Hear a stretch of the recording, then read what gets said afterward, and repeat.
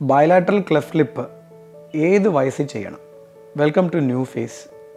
നമ്മളിന്ന് സംസാരിക്കാൻ പോകുന്ന topic bilateral cleft lip.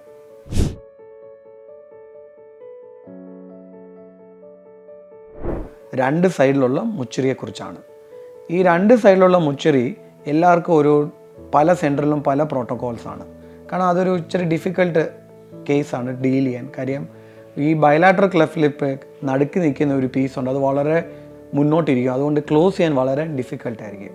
So അത് കാരണം കൊണ്ട് സാധാരണയായിട്ട് എന്തോ ചെയ്യുന്നതെന്ന് പറഞ്ഞാൽ കുട്ടി ജനിച്ചപ്പോൾ മുതൽ ഒരു 3-4 മാസം 5 മാസം വരെ ഈ നടുക്ക് നിൽക്കുന്ന പീസിനെ താക്കാൻ വേണ്ടി ശ്രമിക്കും. അതിൻ്റെ പേരാണ് നേസോ ആൽവിലാർ മോൾഡിങ്.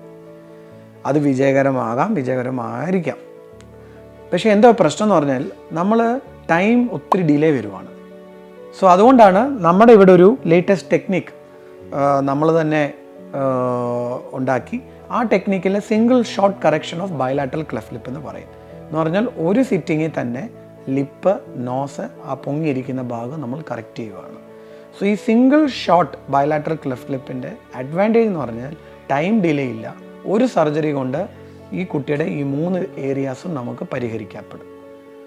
സോ നിങ്ങൾക്ക് ബയലാറ്ററൽ ക്ലെഫ്റ്റ് ലിപ്പിനെ കുറിച്ച് എന്തെങ്കിലും അറിയണമെന്നുണ്ടെങ്കിൽ ഞങ്ങളുമായിട്ട് ബന്ധപ്പെടാവുന്നതാണ്.